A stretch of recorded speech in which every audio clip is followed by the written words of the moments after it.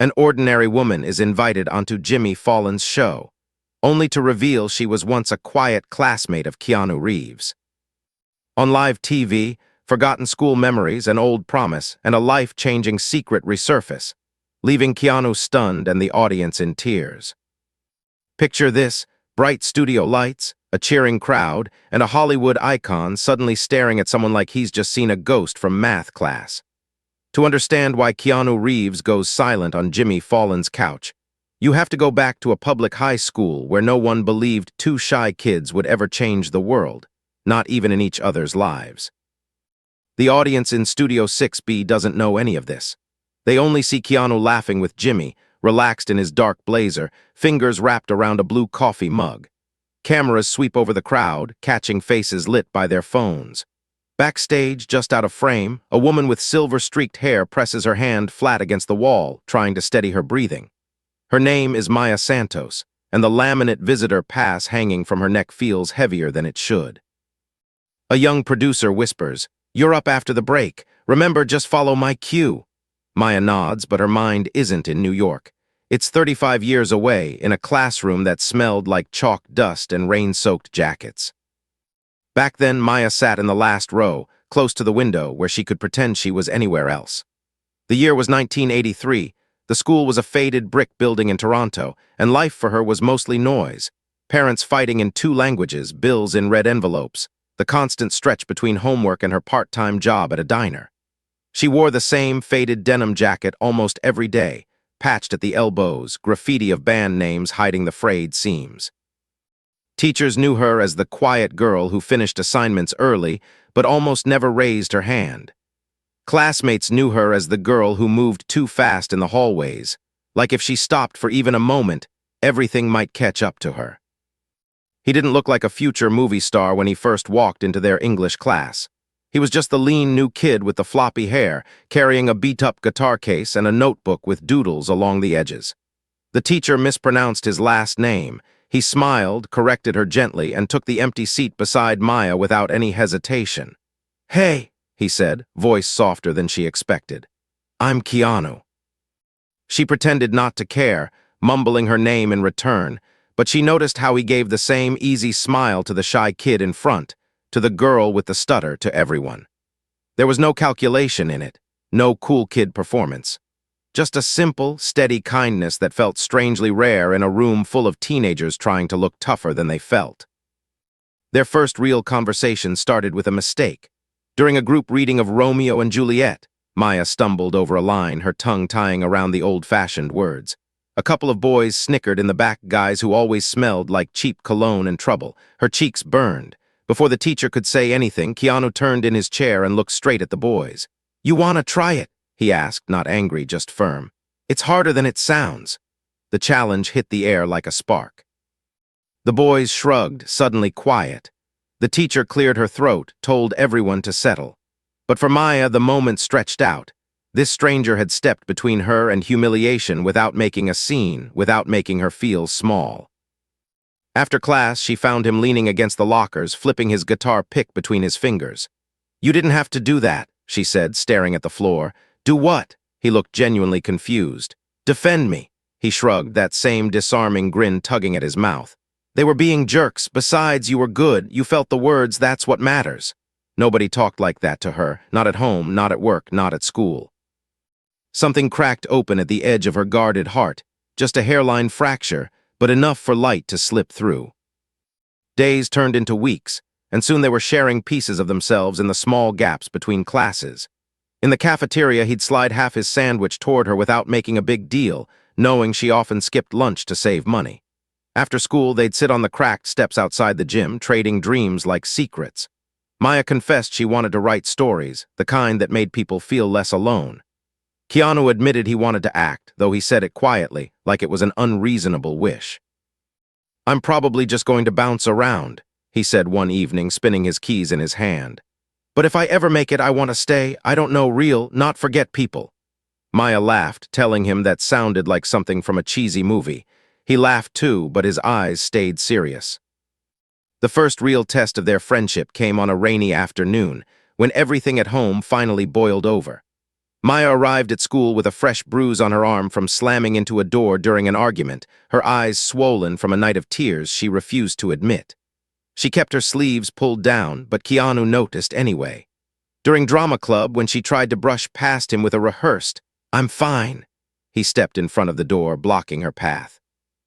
"You don't have to tell me," he said quietly, "but don't say you're fine if you're not. Let someone see you." Those simple words hit harder than any lecture. She felt anger, shame, and relief war inside her chest. Against every instinct to stay silent, she told him just enough. That things at home were rough, that sometimes she felt like she was drowning in responsibilities and fear. He listened without interrupting, without trying to fix her. When she finally ran out of words, he just said, "You're tougher than you think, but you don't have to be tough alone." That conversation became a turning point. He started inviting her into rehearsals, getting her to read scenes out loud, teaching her how to breathe when panic tightened her throat. On stage, pretending to be someone else, she found a strange kind of freedom. They laughed a lot, messed up lines, improvised ridiculous versions of serious plays. Once, during a rehearsal of a sword fight scene, Keanu tripped over a prop and sent both of them crashing into a stack of cardboard scenery.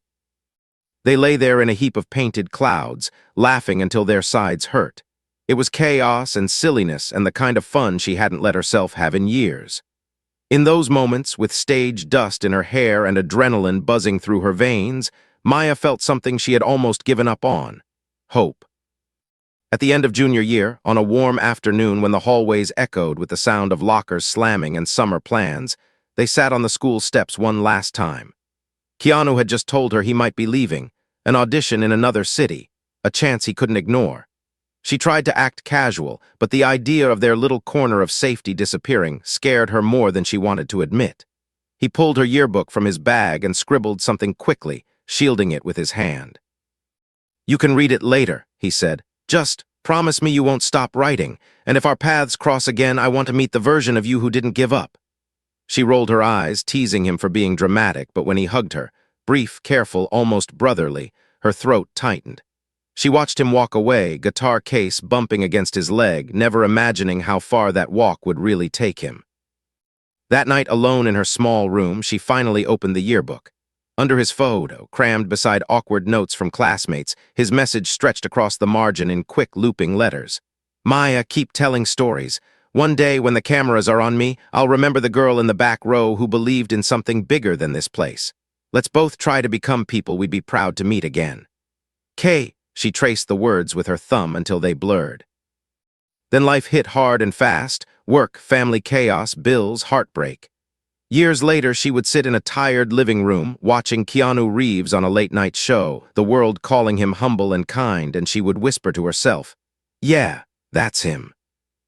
What she didn't know, as she turned off the TV with a bittersweet ache in her chest, was that somewhere in the near future, a producer at that very show would stumble across an old photo and a forgotten story, and decide the world needed to see what happened when a broken promise from a high school yearbook finally came back to life.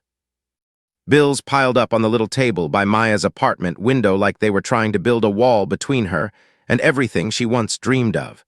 She had long since traded late-night scribbling in notebooks for double shifts at the community clinic. The stories were still in her, whole worlds of characters and scenes, but most days they stayed locked behind the dull throb of exhaustion. She saved other people's crises now: kids with asthma and no insurance, exhausted mothers, men trying to stay clean and sober. It was good work, honest work, but it wasn't the life the girl in the back row had once imagined for herself. On quiet evenings, when the city finally stopped buzzing, she sometimes caught a movie on TV, and there he was. Keanu on a speeding bus, Keanu dodging bullets in slow motion, Keanu talking in interviews with that same gentle, careful tone he'd used as a teenager. He always seemed uncomfortable when people praised him, always redirecting the spotlight away from himself. Whenever a story came out about him giving up his seat on the subway or quietly helping strangers, Maya would sit back and smile with a kind of ache. The world sounded surprised by his kindness. She was. She remembered the boy who defended the girl stumbling over Shakespeare. Still, every time his face appeared on the screen, a familiar voice whispered in the back of her mind, "Look at him, he kept going." What did you do? Shame wrapped around her like a heavy coat. Yes, she'd survived a lot. She de-worked, cared, endured. But the old notebook full of unfinished chapters lay buried in a box at the back of her closet. Somewhere along the way, survival had replaced the dream, and she hated herself a little for letting that happen.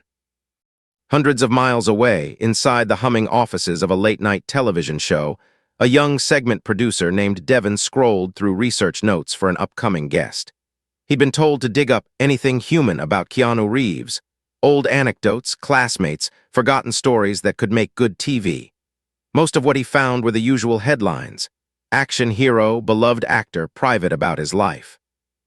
Then, half hidden in the depths of the internet, he stumbled across a scanned page from an ancient school newsletter.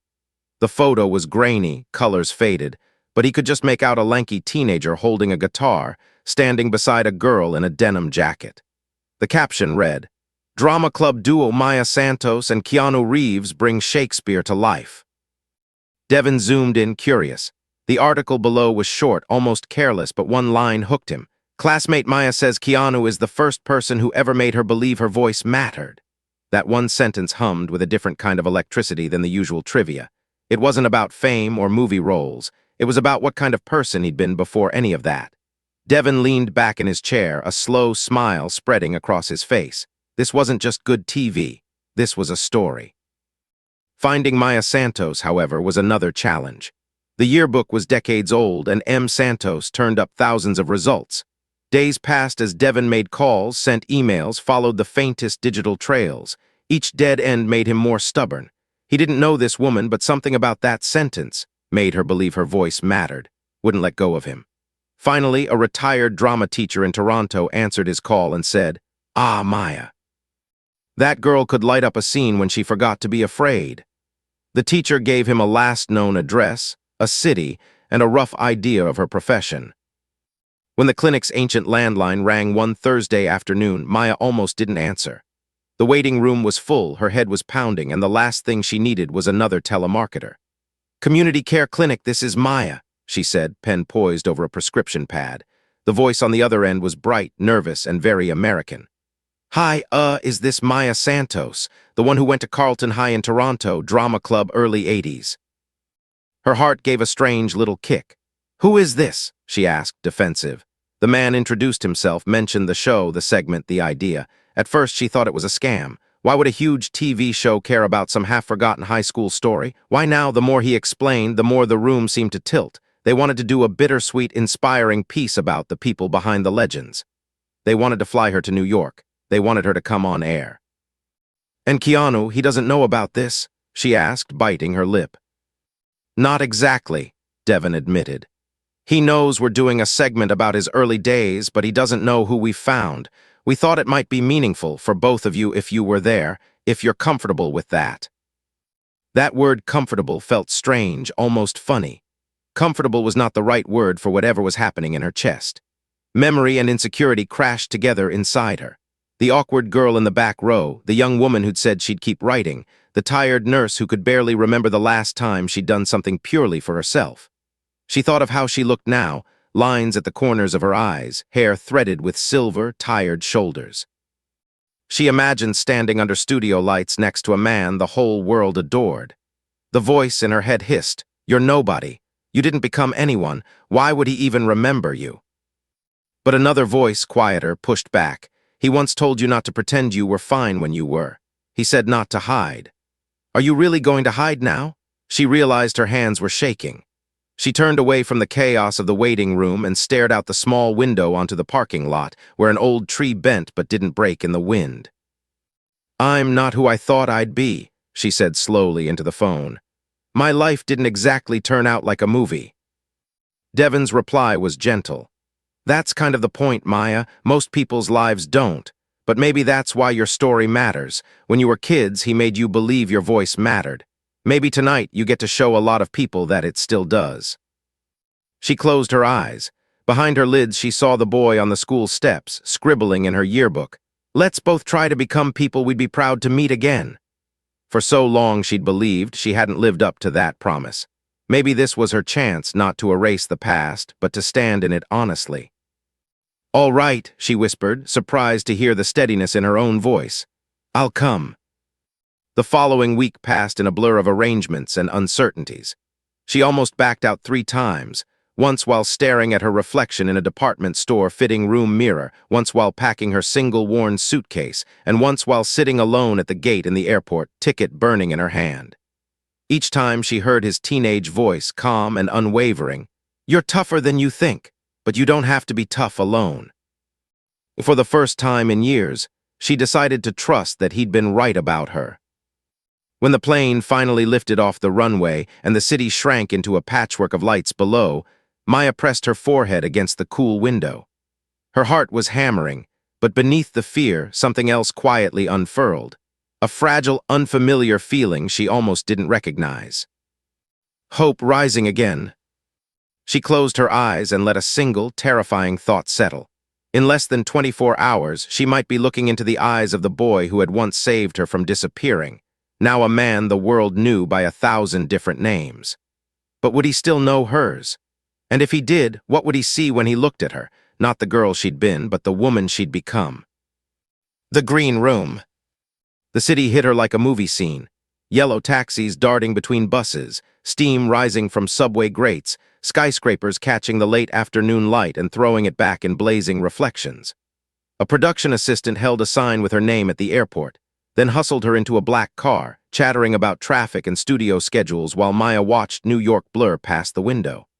Everything felt too loud, too sharp, as if someone had turned reality up to maximum brightness.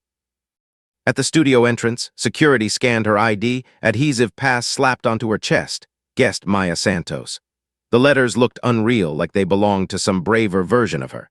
The assistant, Tara, early 20s, quick smile, a clipboard permanently in hand, walked her through bright hallways lined with framed photos of past guests. Maya recognized faces she'd only ever seen from a couch at home. Comedians, world leaders, pop stars. Somewhere among them, a laughing shot of Keanu, head thrown back, looking exactly like the boy who used to crack up in the wings before stepping out on their tiny high school stage. "You okay?" Tara asked, noticing the way Maya had gone quiet. "I feel like I'm trespassing in someone else's dream," Maya admitted. Tara smiled in that easy way of people who work around celebrities every day. "Everyone feels like that the first time, even the famous ones. Believe me, half of them are more nervous than you think." She pushed open a door marked Green Room. "Wait here, I'll grab you some water. We'll mic you up closer to your segment." The room was cozy, brighter than she expected. Soft couches, a tray of snacks on a low table, a TV in the corner playing a muted live feed from the studio. Maya sat on the edge of the couch, hands clasped so tightly her knuckles ached. On the screen, she could see the warm-up comic hyping up the crowd, Jimmy Fallon bouncing onto the stage to thunderous applause. The show had started. Somewhere in the building, the boy she used to trade half sandwiches with was getting ready for his entrance. Across the hall, in a dressing room filled with flowers and wardrobe racks, Keanu shrugged into his jacket while his stylist fussed with a tie he insisted he didn't need. He always felt slightly out of place at these things, the small talk, the bright lights, the rehearsed segments. But he had learned to look for the real moments, the unscripted flashes of connection. That was where he felt most like himself. The producer briefed him on the run of show, opening monologue, a silly game, questions about his latest film, and then a special throwback bit about his early days. "We found some good stuff," the producer said, grinning. "A couple of old photos, your drama club, that terrible haircut you had in '82. He laughed, shaking his head. "Oh no, you're really going back that far." "We want to show the kids at home that everybody starts somewhere," the producer replied. "Gonna be fun, just roll with us when we get there." He agreed easily, but a part of him felt a flicker of nerves, not about the photos, but about what they might stir up. He'd carried those memories like talismans through the chaos of his career. A dusty stage, the smell of old curtains, a girl in the back row who could turn words into something alive when she forgot to be afraid. He hadn't spoken her name in interviews, had never told the story in public. Some things felt too sacred to feed to the machine of fame. Still, he wondered sometimes. Where had life taken her? Had she ever found the courage to share her writing with the world? Back in the green room, Maya watched as the first guest finished their segment. Laughter rolled through the monitors like a wave. Her own heartbeat seemed to sync with the studio audience, fast, restless, on edge. Tyra returned with water and a makeup artist who dabbed gently at Maya's face, smoothing away the signs of a long flight. "You have great eyes," the artist said, brushing a little concealer under them. "Strong, cameras will love you." Maya wanted to say, "These eyes have seen too many emergency room waiting chairs and overdue bills," but she only smiled weakly. Compliments felt like clothes that didn't quite fit. Somewhere between the foundation brush and the microphone being clipped to her collar, panic flared again. She imagined stepping out, the crowd clapping, the cameras rolling, and herself freezing, tongue-thick, old habits of silence slamming down like a curtain. "What if I mess this up?" she blurted, surprising even herself.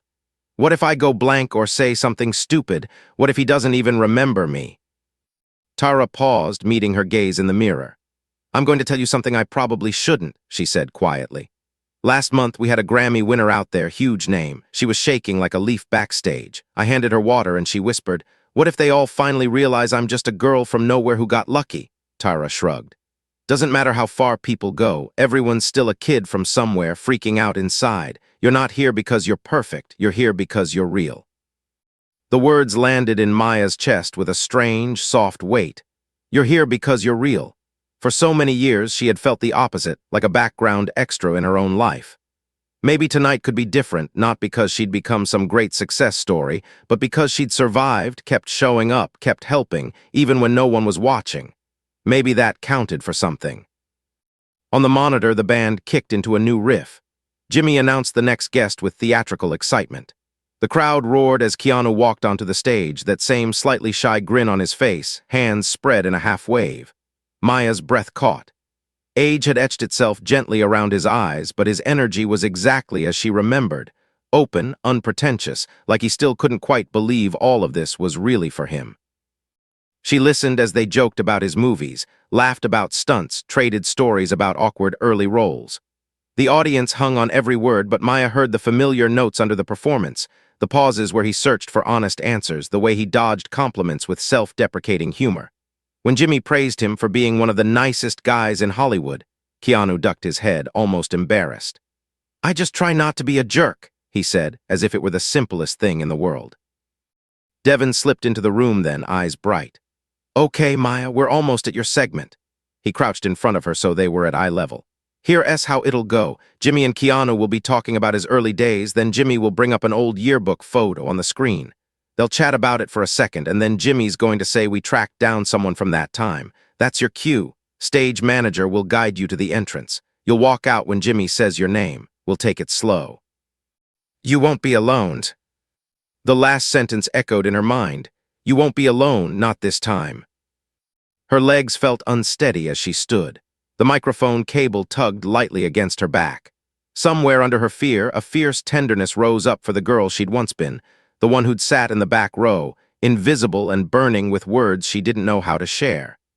This wasn't just about seeing Keanu again.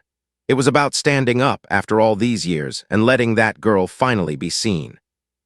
The hallway to the stage felt longer than any corridor she'd ever walked.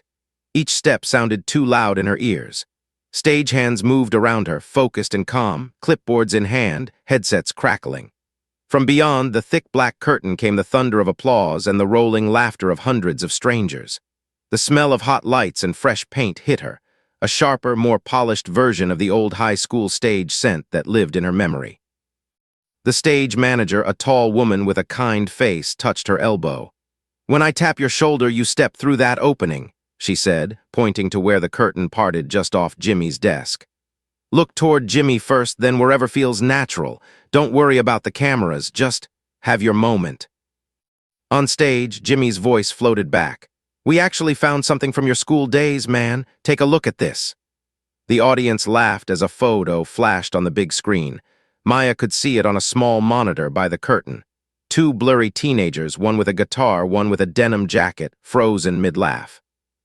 Keanu leaned forward, squinting, then broke into a startled grin.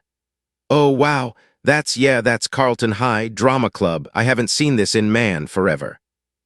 Jimmy chuckled. "So who's this with you? She looks like she's trying not to laugh at you." Keanu's eyes softened in a way the camera couldn't quite capture. "That's Maya," he said without hesitation.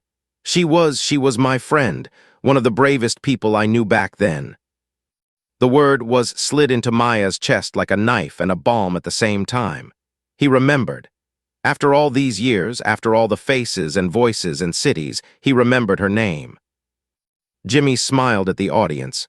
Funny you should say that, because, we might have done a little detective work. The crowd murmured, sensing something was coming. The band played a small, suspenseful flourish. The stage manager's hand rested gently on Maya's shoulder. Keanu, Jimmy said, drawing out the moment, we actually tracked down someone from those days, someone who says you once helped her believe her voice mattered. He turned toward the wings, milking the suspense. Ladies and gentlemen, please welcome Maya Santos. The hand on her shoulder tapped twice. Maya took a breath that felt like diving and stepped through the curtain toward the blinding wall of light.